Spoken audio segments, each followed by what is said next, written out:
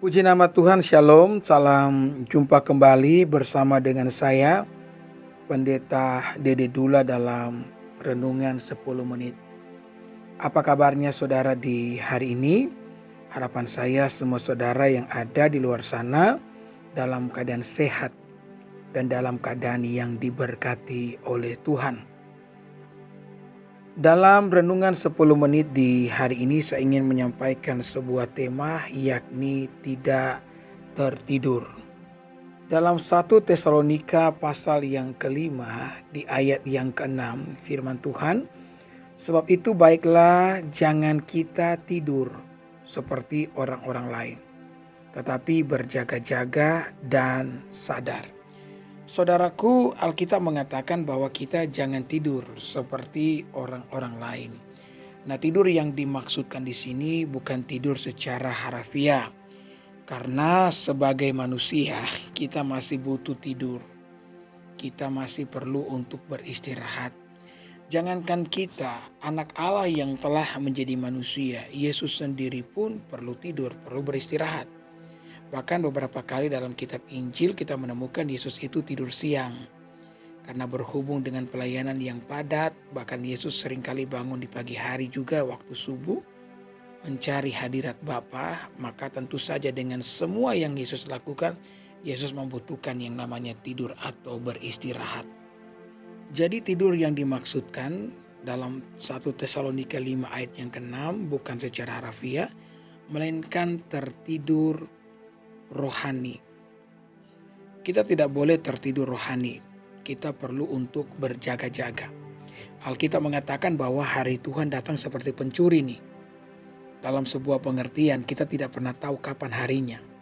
Sehingga yang menjadi bagian kita adalah terus berjaga-jaga atau tidak tertidur secara rohani, ya. Tanda dari mereka yang mulai tertidur secara rohani ialah hilang minat terhadap perkara-perkara rohani. Saudaraku, manusia itu makhluk roh. Sehingga kita membutuhkan Tuhan, membutuhkan firman, membutuhkan kebenaran untuk menguatkan kita. Karena kita tidak sama dengan makhluk ciptaan yang lain, hanya butuh makan begitu. Ketika Yesus dicobai di padang gurun, iblis berkata, kalau kamu anak Allah, ubahlah batu jadi roti. Kemudian Yesus mengatakan sebuah kebenaran bahwa manusia bukan hanya hidup dari roti saja, tapi dari firman yang keluar daripada mulut Allah. 4 sehat 5 sempurna menguatkan tubuh fisik kita, sementara firman Tuhan menguatkan roh kita. Nah, untuk menghadapi hidup yang penuh dengan pergumulan, kita tidak hanya membutuhkan nasi, ikan, sayur, susu, dan daging. Kita membutuhkan firman. Kalau kekuatan yang kita miliki hari ini hanya berasal, sekali lagi ya, dari 4 sehat 5 sempurna, maka engkau tidak cukup kuat untuk menghadapi kehidupanmu. Maka kita harus, saudara-saudara ya, memiliki minat dan kesukaan di dalam perkara-perkara rohani.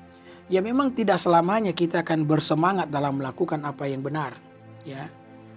Di dalam mendengarkan firman, di dalam beribadah. Kadang-kadang memang kita akan kehilangan semangat. Tetapi meskipun hal itu terjadi, engkau harus tetap melakukan. Pikiranmu itu harus lebih kuat daripada perasaanmu. Biarkan pikiranmu yang memimpin langkahmu, bukan perasaan. Karena kalau kita membiarkan perasaan yang memimpin hidup kita, maka hidup kita akan naik turun. Pikiran kita harus lebih kuat daripada perasaan kita. Saudara tahu enggak, justru pertumbuhan rohani itu terjadi pada saat kita mau melakukan apa yang benar sekalipun merasa tidak bersemangat. Pemulihan, kesembuhan akan terjadi dalam hidupmu ketika engkau mulai memaksakan diri untuk melakukan apa yang benar sekalipun engkau tidak bersemangat di dalam melakukannya. Nah, perhatikanlah orang sakit. Semua kita pernah sakit. Ya, kalau waktu kecil kita sakit, kadang-kadang sakit juga kita rindu ya. Kita merindukan sakit karena di dalam keadaan sakit kita mendapat perhatian yang luar biasa dari orang tua kita. Kita mungkin yang kadang digoreng ikan ayam, ikan babi ya. Kalau lagi sakit nih, dibikin makanan yang enak-enak ya. dikasih buah, dikasih susu. Padahal kalau tidak lagi sakit tidak begitu-begitu, kadang-kadang hanya ikan asin, sayur kangkung, ikan goreng saus. Makanya nih ya buat ibu-ibu tolong diperhatikan lah. Jangan hanya kasih makanan yang enak-enak ketika anak-anak lagi sakit. Ya, walaupun mungkin harus menyesuaikan dengan keuangan, tapi setidaknya kan.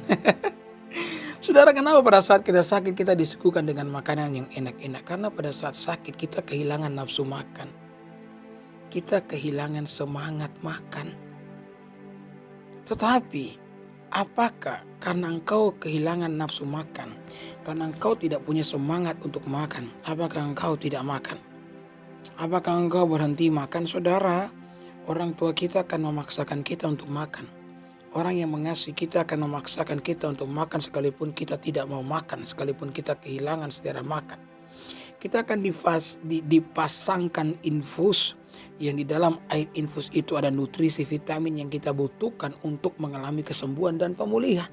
Kalau kita tidak makan kita bisa mati nih. Betul enggak? Nah, sama halnya dengan kehidupan setiap kita. Pemulihan itu akan mulai terjadi. Kesembuhan akan mulai terjadi dalam kehidupan saya dan saudara. Dalam berbagai macam lini. Baik dalam hidup pribadi, dalam pelayanan, apapun itu akan mulai terjadi apabila kita mau melakukan apa yang benar. Sekalipun kita tidak bersemangat di dalam melakukannya. Kadang-kadang juga pada saat kita bangun pagi mau berdoa nih.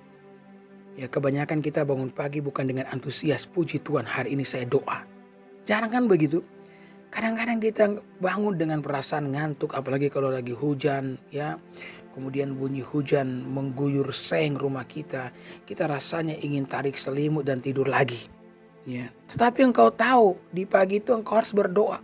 Maka apa yang engkau lakukan? Engkau bangun dan memaksakan dirimu. Ya. Karena orang yang besar itu bukan dipimpin oleh perasaan. Orang yang besar adalah mereka yang dipimpin oleh pikiran yang diubahkan oleh Tuhan.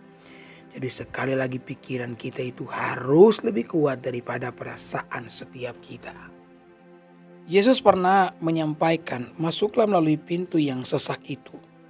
Karena lebarlah pintu dan luaslah jalan yang menuju kepada kebinasaan. Dan banyak orang yang masuk melaluinya. Karena sesaklah pintu dan sempitlah jalan yang menuju kepada kehidupan dan sedikit orang yang mendapatinya. Saudara bisa menemukan perkataan Yesus ini dalam Matius 7 ayat 13 sampai 14.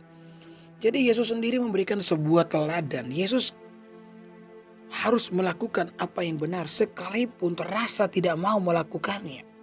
Sekalipun tidak semangat untuk melakukannya. Yesus berdoa di Taman Getsemani. Saudara ingat kejadian itu. Alkitab mengatakan dia berdoa sampai meneteskan darah. Yesus tahu kedatangannya ke dalam dunia untuk mati di kayu salib. Tetapi kadang-kadang perasaannya ini menjadi hambatan. Dan Yesus perlu menaklukkan perasaan ini di Taman Getsemani. Yesus memaksakan diri masuk melalui pintu yang sesak itu. Dia berdoa dengan penuh kesungguhan. Sampai kemudian Yesus pun menang. Karena Yesus itu Tuhan. Ya, dia mengalahkan segala sesuatu. Dan Yesus menyerahkan dirinya mati bagi kita. Ketika dia mati bagi kita di kayu salib, maka dosa-dosa saya diampunkan oleh Tuhan. Saudara, saya teringat dengan sebuah cerita yang pernah disampaikan oleh kakak saya waktu saya masih kecil. Katanya ada 3 orang murid nih yang disuruh oleh Tuhan Yesus untuk memikul salib dan menyuruh mereka membawa salib ini di atas bukit di mana Yesus berada. Maka mereka pun mulai memikul dan mulai menyeret salib yang mereka bawa, yang mereka pikul. Baru setengah jalan tiba-tiba orang yang pertama dan orang yang kedua mulai mengeluh. Mereka berkata, salib ini terlalu berat. Bagaimana kalau kita memotongnya agar beratnya berkurang? Ya, baik orang pertama, orang kedua setuju dengan itu kan. Sementara orang yang ketiga berkata jangan. Meskipun Yesus tidak melihat kita, tetapi Yesus memberikan perintah kepada kita untuk memikul salib ini. Berarti Yesus punya rencana. Tetapi saudara-saudara, orang pertama, orang yang kedua tidak mau mendengarkan orang yang ketiga. Kenapa? Karena memang berat salib itu. Mereka naik saudara-saudara, hampir mau sampai lagi, dipotong lagi. Ya. Jadi bentuk salib dari orang pertama dan orang kedua itu mirip tanda penjumlahan, saudara-saudara ya, sudah tidak mirip salib lagi. Nah, maka ketika mereka melihat Yesus di atas puncak, mereka begitu senang karena pada akhirnya mereka akan melepaskan beban yang berat. Ketika mereka mendekati Yesus, mereka kaget ternyata antara mereka dan Yesus ada jurang yang memisahkan. Dan jurang itu cukup lebar sehingga mereka tidak bisa melompat. Dan Yesus berkata, gunakanlah salib yang kalian pikul sebagai jembatan untuk sampai ke tempatku.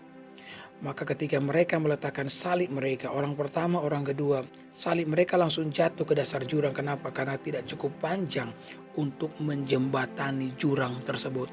Sementara orang ketiga ketika dia meletakkan salibnya, maka salib itu cukup panjang untuk menjembatani ya jurang yang memisahkan antara dia dengan Tuhan. Jadi saudaraku yang diberkati oleh Tuhan, mari dalam hidup ini kita mau melakukan apa yang benar. Sekalipun kita merasa tidak bersemangat dengan itu. Karena ini merupakan salah satu tanda bahwa engkau berjaga-jaga. Salah satu tanda bahwa engkau tidak tertidur secara rohani. Amin.